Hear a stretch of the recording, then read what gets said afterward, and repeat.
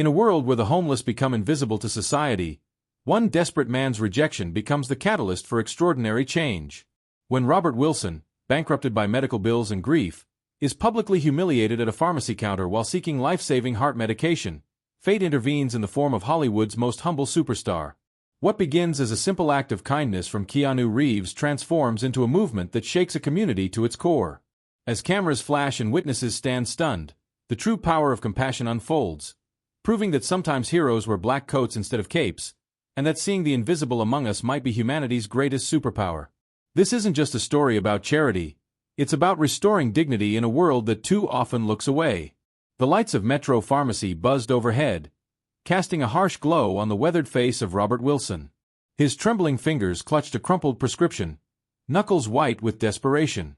The pharmacy counter loomed before him like a fortress wall, seemingly designed to keep people like him at bay.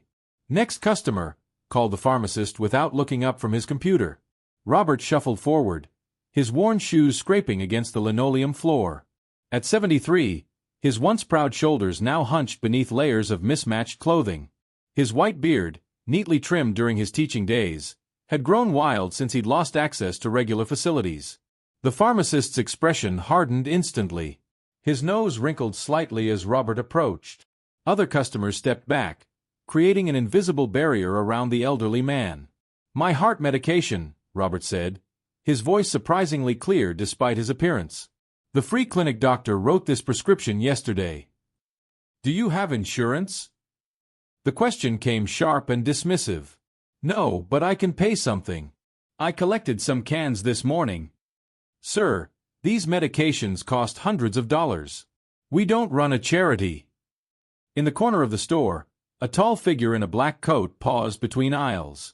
He had been browsing sunglasses, cap pulled low over his face. Now he watched the scene unfold, his dark eyes narrowing beneath the brim. 5 years earlier, Robert had been a respected high school history teacher with a comfortable retirement fund. Then his wife Sarah developed cancer. The treatments drained their savings.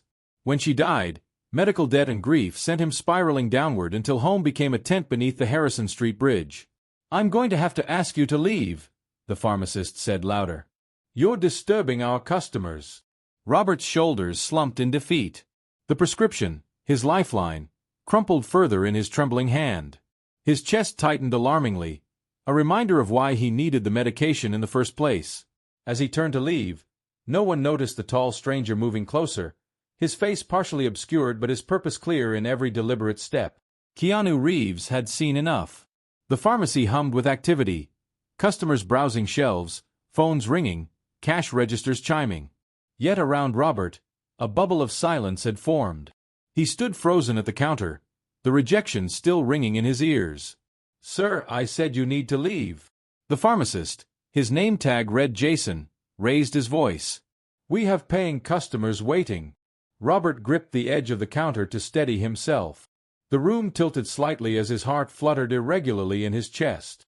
The irony wasn't lost on him, being denied the very medication that might prevent another episode. "Please," he tried again, his teacher's dignity somehow intact despite everything. "My cardiologist said without this medication, I could have another attack. I taught in this community for 30 years. "That's not my concern." Jason's eyes darted to a security guard near the entrance. "And frankly, sir, I find that hard to believe." A woman in line whispered to her companion. Robert caught fragments. "Shouldn't let them in here." And, "probably just wants drugs to sell." Children stared openly before being hushed by embarrassed parents.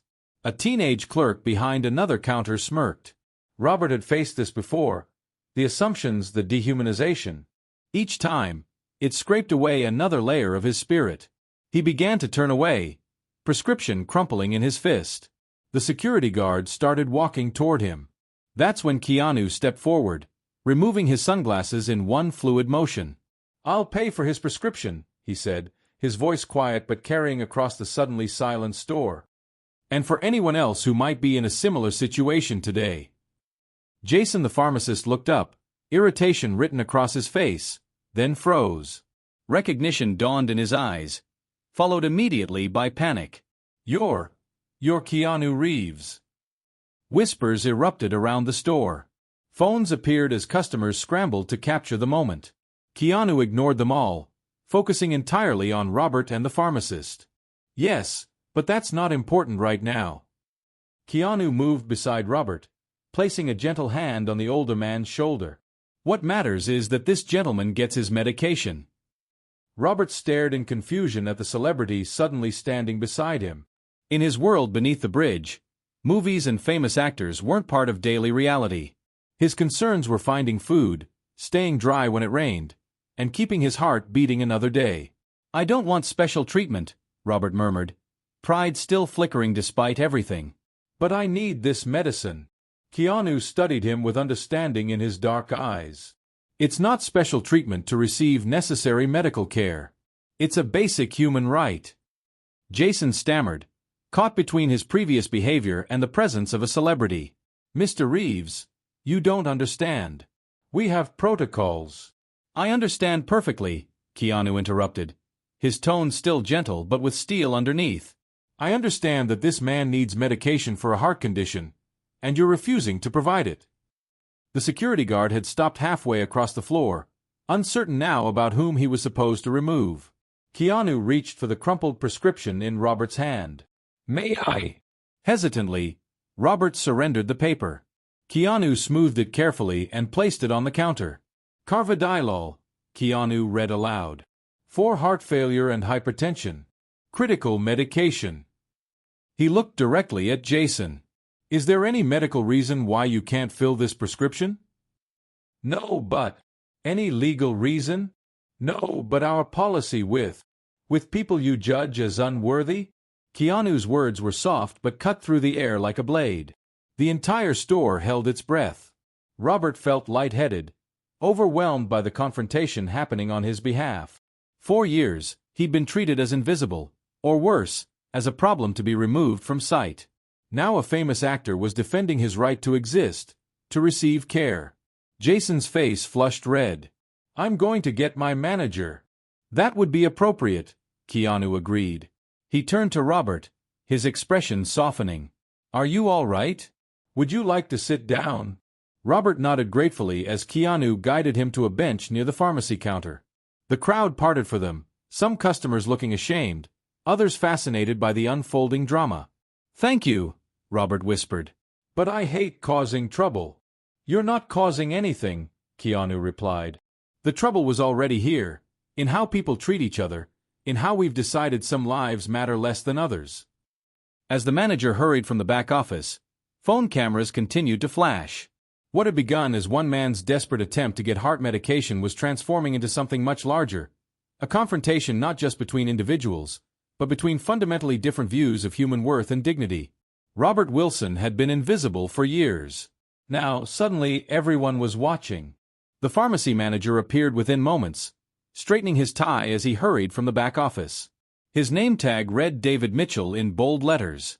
David's face cycled through expressions rapidly, annoyance at being called away, shock at recognizing Keanu Reeves, and finally a practiced customer service smile that didn't reach his eyes. "Mr. Reeves, what an unexpected honor to have you in our store. How can I assist you today?" Keanu remained standing beside Robert on the bench. "I'm trying to understand why this gentleman is being refused his heart medication." David's eyes darted to Robert, then back to Keanu. "There must be some misunderstanding. Metro Pharmacy serves all customers who can pay for their prescriptions or have valid insurance. Mr. Wilson has a valid prescription but limited means," Keanu explained evenly. "I've offered to cover the cost, yet your pharmacist refused to fill it." A small crowd had gathered in a semicircle around them. The store had grown unusually quiet, everyone straining to hear the exchange.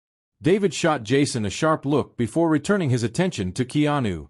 "Of course we'll fill the prescription immediately." Jason must have misunderstood the situation. Jason stared at the floor, his earlier confidence evaporated. "I don't think there was any misunderstanding," Keanu said quietly. "But I appreciate your willingness to correct the situation now." Robert tried to stand, uncomfortable being the center of this drama. His legs wobbled slightly, and Keanu steadied him with a gentle hand. "I don't want to cause trouble," Robert said. "Perhaps I should come back another time." "You're not causing anything," Keanu reassured him, then addressed David again. How quickly can we get Mr. Wilson's medication? 10 minutes, David promised, snapping his fingers at Jason, who hurried to retrieve the prescription. Keanu guided Robert back to the bench. Would you mind telling me a bit about yourself while we wait? As Jason filled the prescription, Robert shared fragments of his story with Keanu. How he had taught history at Lincoln High School for 3 decades. How his students had gone on to become doctors, lawyers, and yes, even pharmacists. How his wife's cancer had bankrupted them despite insurance.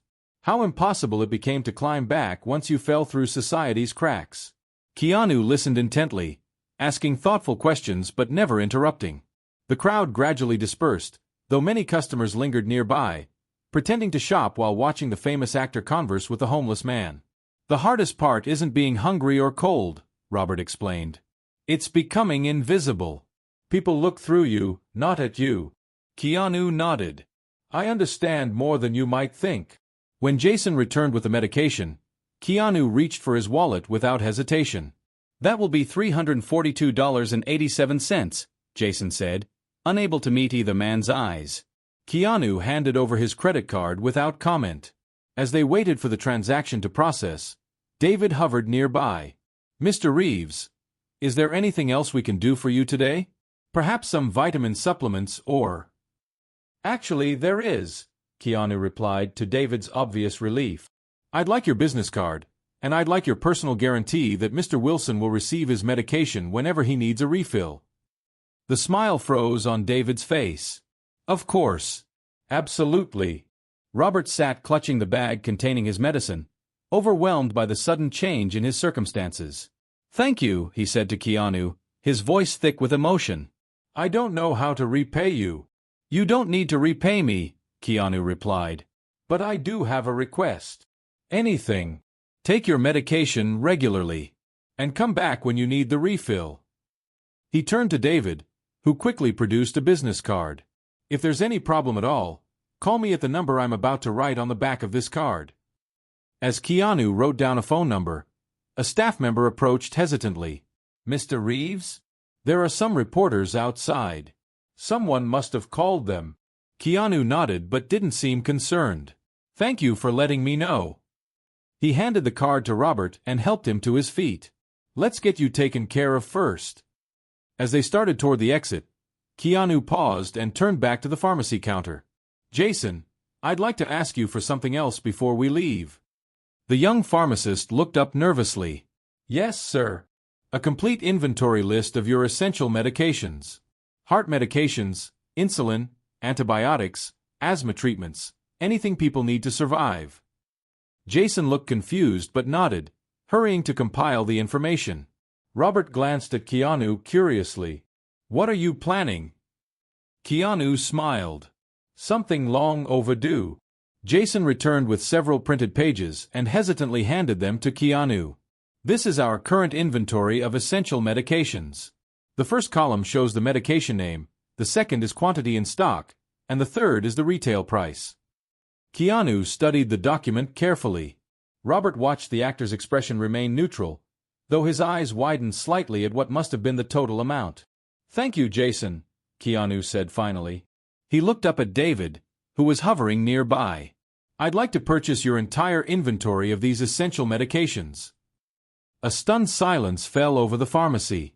2 customers at nearby counters stopped mid-transaction to stare. I don't understand, David stammered, his customer service smile faltering. It's straightforward, Keanu explained calmly. I want to buy every heart medication, insulin vial, EpiPen, antibiotic, and asthma inhaler you currently have in stock. The manager's mouth opened and closed several times before he found words. That would be tens of thousands of dollars. I understand. Please calculate the exact amount. While David frantically worked with his staff to determine the total value, Robert leaned closer to Keanu. Why are you doing this? He whispered. Keanu turned to him with a gentle smile. Because you reminded me of something important today. Some problems seem too big to solve, but we can always do something. Outside, a small crowd had gathered, word spreading quickly that Keanu Reeves was inside the pharmacy. A local news van had parked across the street. Keanu pulled out his phone and made a quick call. Alex? It's Keanu. I need you to set up a medical assistance fund immediately. Yes. Today. I'm at Metro Pharmacy on 5th Street. He listened for a moment. Exactly. We'll need a proper system for verification and distribution. Can you get here in 30 minutes with the paperwork? By the time he ended the call, David had returned with a calculator and a nervous expression.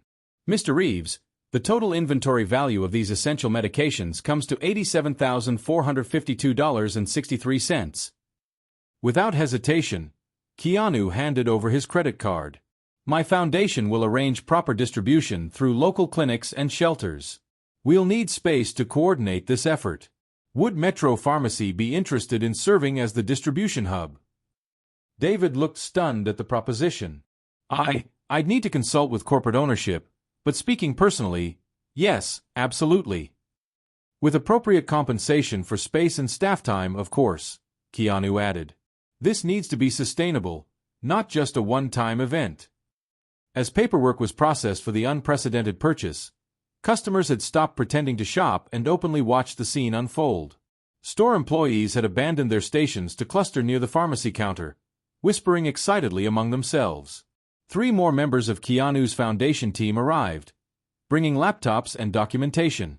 They quickly set up at an empty consultation table and began establishing parameters for what would become the Metro Community Medicine Program. Local news crews had set up outside, but Keanu declined all interview requests, directing media attention instead toward the larger issues of healthcare access and homelessness. This isn't about me, he repeated when approached. It's about seeing people who have become invisible. Robert sat quietly amid the whirlwind of activity, still clutching his medication bag. A teenage girl who had been in line earlier approached him hesitantly. Mr. Wilson? I think you taught my mom at Lincoln High. Denise Carter? She always said you were her favorite teacher. Robert's eyes lit up with recognition. Denise! Of course. She wrote a brilliant paper on the civil rights movement. How is she doing? She runs the Westfield Women's Shelter now. Here's her card. She'd love to help you if you need a place to stay. As connections began forming around him, Robert watched in amazement as Keanu transformed a moment of personal kindness into community action. The pharmacy staff, initially reluctant to serve a homeless man, now eagerly participated in planning the distribution system. The young pharmacist, Jason, approached Robert with obvious discomfort. Mr. Wilson, I want to apologize for how I treated you earlier. It was unprofessional and unkind. Thank you, Robert replied simply. We all have moments we wish we could take back. Jason nodded, relief washing over his face. If you'll allow me, I'd like to personally manage your medication regimen going forward, to make sure you get the proper care.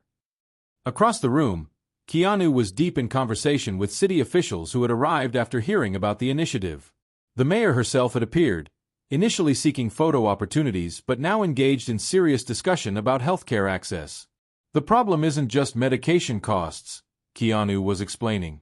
It's the entire system that makes it possible for a dedicated teacher like Mr. Wilson to end up homeless after his wife's illness. As evening approached, the pharmacy transformed into an impromptu community center.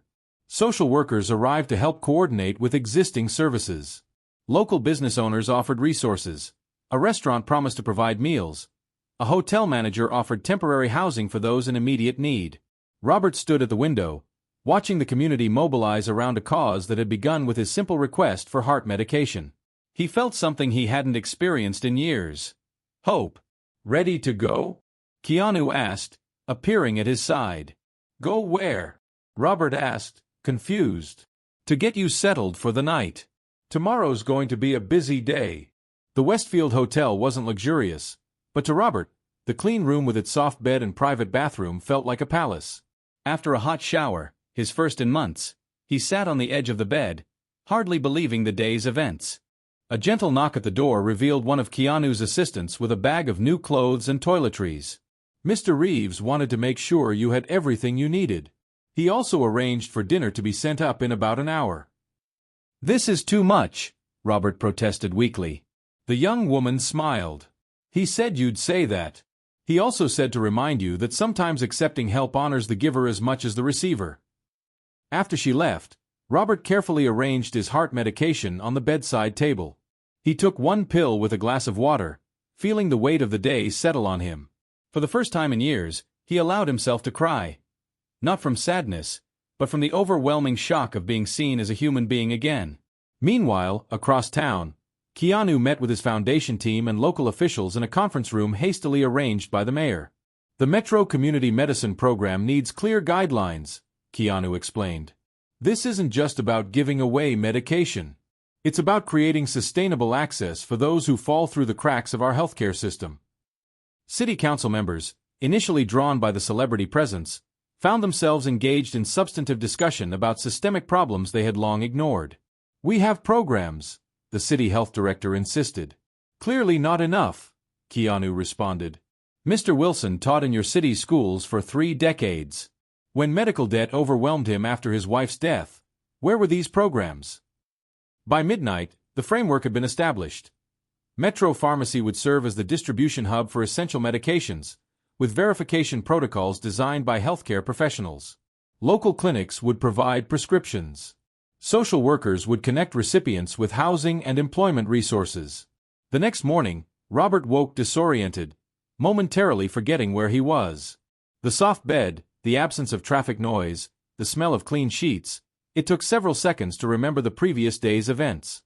After breakfast, a foundation staff member drove him back to the pharmacy, which had undergone a remarkable transformation overnight. A section had been cordoned off with temporary partitions, creating a community care center. Volunteers were setting up computers and intake stations. "Mr. Wilson," David greeted him with genuine warmth, a stark contrast to the previous day. "We were hoping you'd be willing to help us. Many of our potential clients will be homeless or in precarious situations. Your perspective would be invaluable." Robert hesitated. "I'm not sure what I could contribute." "Everything," said a voice behind him. Keanu had entered quietly through a side door. "You understand what it's like to be made invisible. That knowledge is essential to making this work." Throughout the day, Robert found himself consulted on everything from the layout of the waiting area to the wording on forms. His experience as both an educator and someone who had experienced homelessness provided unique insights. No required address fields, he advised the team designing the intake process. Many people won't have one, and it immediately creates a barrier. Flexible appointment times, he suggested. When you're homeless, you can't always control your schedule. Privacy screens, he insisted. Dignity matters, especially when you've lost so much of it. By afternoon, word had spread. Other homeless individuals cautiously approached the pharmacy, where they were welcomed rather than turned away. A woman in her 60s, clutching an asthma prescription she hadn't been able to fill for months, wept when told her medication would be provided at no cost. "I thought I was going to die," she whispered to Robert. "I couldn't breathe last night." A young man with diabetes, his insulin long since gone, arrived with skepticism that turned to disbelief when he was treated with respect and given the medication he desperately needed. Local businesses began to participate. A barbershop offered free haircuts to program participants. A diner provided meal vouchers. A laundromat donated washing services. What had begun as one man's kindness toward another was transforming an entire community's approach to its most vulnerable members. Late in the day, Robert found a quiet moment with Keanu, who had stayed to oversee the program's launch despite his publicist's repeated calls. "Why did you do all this?" Robert asked. "You could have just paid for my medication and gone on your way. No one would have faulted you for that." Keanu smiled thoughtfully. "Because when I saw how they treated you, how they refused to see you, I remembered something important." "What's that?" "That being seen is as essential as any medication. And sometimes it takes just one person to start seeing others for everyone else to remember how." 1 month later, Robert Wilson sat behind a small desk at Metro Pharmacy's Community Care Center. His beard was neatly trimmed, his clothes simple but clean. Before him was a computer where he entered data about medication recipients. On the wall behind him hung a framed photograph of his late wife Sarah, retrieved from storage with the help of a former student who had recognized him from the news coverage. "Your heart medication seems to be working well," he told an elderly woman across the desk. "Any side effects we should note for Dr. Martinez?" The pharmacy had transformed in other ways too. The once sterile environment now featured comfortable waiting chairs and free coffee. Resources for housing, employment, and healthcare were prominently displayed.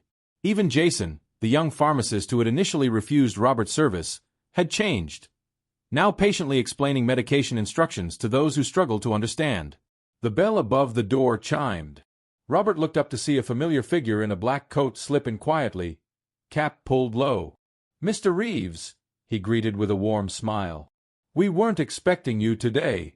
Keanu approached the desk, removing his sunglasses. "Just checking in. How's everything going?" "Beyond what I imagined. The program's helping over 200 people now, and 3 other pharmacies in the city have started similar initiatives." Through the window, they watched a homeless man being welcomed at the front counter, guided to Robert's desk rather than turned away. "You know," Robert said thoughtfully, "I taught history for 30 years. Told students how single moments can change everything. Never thought I'd be part of one." Keanu smiled. "You were the catalyst. I just amplified what was already happening." As they talked, David approached with news that the city council had approved funding to expand the program to all county pharmacies. Later, as Keanu prepared to leave, he watched Robert confidently explaining the program to a newcomer. What had begun as a simple act of kindness had sparked something larger, a community remembering how to see those they had made invisible. Outside, a young woman approached him. "Excuse me, aren't you Keanu Reeves?" He smiled politely. "Today, I'm just a guy checking on a friend." Sometimes the greatest act of heroism was simply refusing to look away when others had become invisible.